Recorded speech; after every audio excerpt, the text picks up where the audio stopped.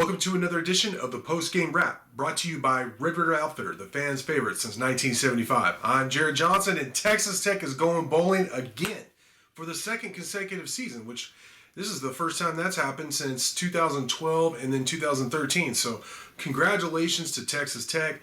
Congratulations to Joey McGuire and his staff, but mostly to the players. I said on the radio on the Red River Outfitter Rockin' pregame earlier Saturday, and I'm saying it again, this team is different. This is a tough group of guys. 14-10, Texas Tech went into a below freezing temperature Ames, Iowa, and beat Iowa State.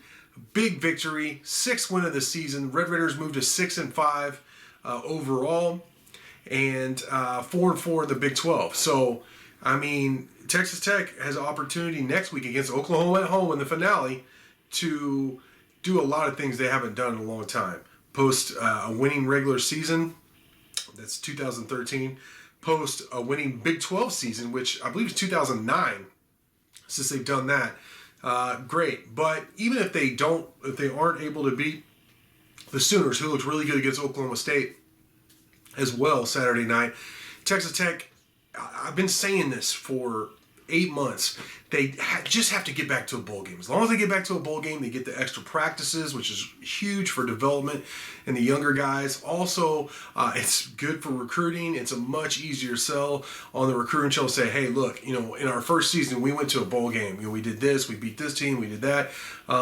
Also, it's just a much happier time for your program, for Raiderland. It's a much easier sell and feeling to have the excitement, even if it's some whocares.com bowl.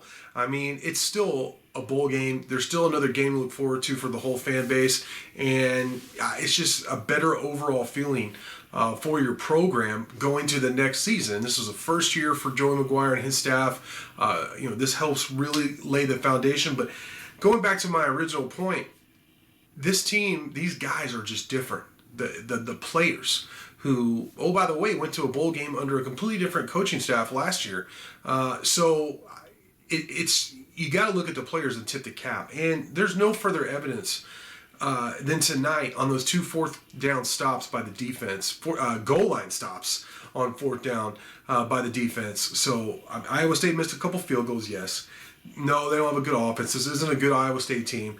Matt Campbell made a pretty bad coaching blunder by going for it, or not going for it on 4th down, ironically, late in the game when he chose to punt, especially since they only had one timeout remaining. But all that being said, it doesn't matter. Tech won. I've seen people on the board say, oh, this was an ugly win. Well, no, it was an ugly football game, but it was a beautiful win because what I said, these guys persevered. Is all these little moments of hustle by individual players in units like the defense and the offense on a couple of drives they needed. That when you put it all together, it's a W. And you put all these wins together, it's a bowl game. So 6-5, like I said, Texas Tech, they're going to a bowl game. They're going bowling. And for those who say, oh, so what, go to a bowl game? No, it's a big deal. Whether you go or don't, especially when you're trying to build a foundation of winning. This is just really something to keep the tradition. The brand is what Joey McGuire likes to call it. Nothing's more important than the brand. It's much easier to get your players to buy in to those kind of things when you're going to a bowl game. If you don't even go to a bowl game, it's kind of like, what are we talking about? Well, this is what we're talking about. If you stack all these little great effort plays together, what you get is a win. And when you stack these wins, you have a good season, or at least a season to which you could build that foundation upon, like I'm saying. So in terms of the game itself, like I said, the defense, you got to tip the cap. Malik Dunlap, who I think has been the best corner, missed this game. Right now, I still don't know why. I'm sure I haven't seen the actual post-game presser yet. I want to get this video done. And I didn't know he was going to be out. Just quite honestly, I didn't know Malik Dunlap was going to be out. So I don't know why he missed today. If he'll be back for Oklahoma and then the bowl game and all that. But he's been the best corner, and that hurt some for sure. He's a long guy, 6'3". Long-limbed. He's a long defender. He's played very well for Texas Tech this year, and he would have helped with Hutchinson some. Nobody's really stopped Hutchinson. Iowa State's all-world receiver. But, he would have helped just with the overall team depth. Fry went down again. But overall, the defense, they held Iowa State to 10 points. You could look at the missed field goals. You could look at Iowa State shooting themselves in the foot, but I don't care. It doesn't matter. Tech's defense still stacked enough good plays to hold them to only 10 points. And then the offense did enough to win. Now, there were some times, I'm not going to lie, I was shaking my head at some of the decisions. I really wanted them to run the ball more. And they ran the ball more than they passed. So, and then in the end, they did what they had to do to get that win. So, ultimately, yes, the offense did enough to win. And I tell you what, Tyler Shough did not have a great game. His stats bear that out. Actually, Iowa State outgained Texas Tech by almost 200 yards. But he didn't turn the ball over. Now, Tech had a turnover early. Miles Price fumbled. But it didn't cost them because Tech's defense bowed up. And then Iowa State missed a field goal. But Tyler Shough did not turn the ball over. So, in a game like this, an ugly game, where it's 14-10, that's huge. So,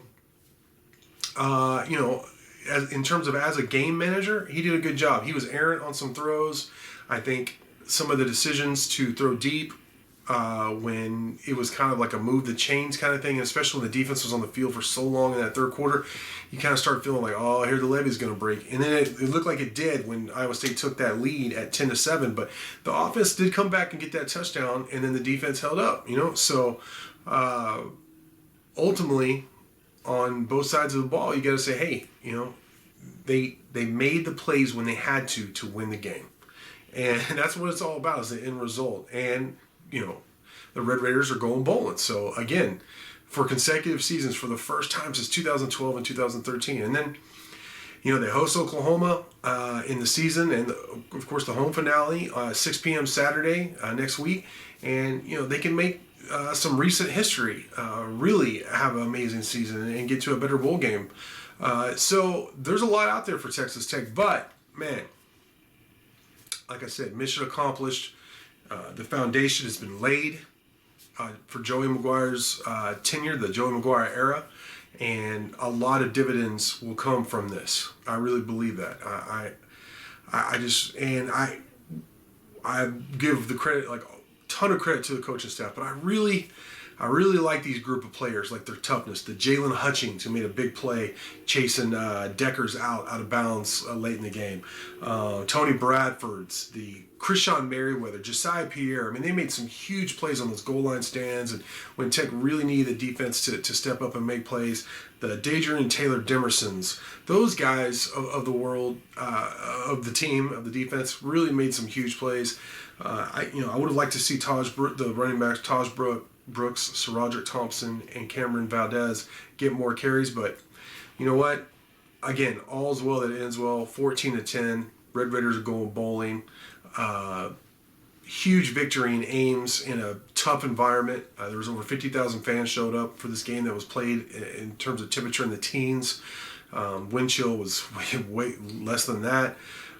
Just really gut check time. Win you had to have, and Texas Tech got it. And now you've beaten Iowa State 2 years in a row, and both times that allowed you to be bowl eligible. So that's nice to flip it on Iowa State there for the Red Raiders, because it's somebody you owned for a long time, and Matt Campbell owned Tech for like 5 years in a row. And now you kind of flipped that. You won 2 in a row, and that's been huge. That's been the difference between you going to a bowl game or not. So great stuff. We'll see what they do against Oklahoma, but for now, I want to thank you for watching, and until next time.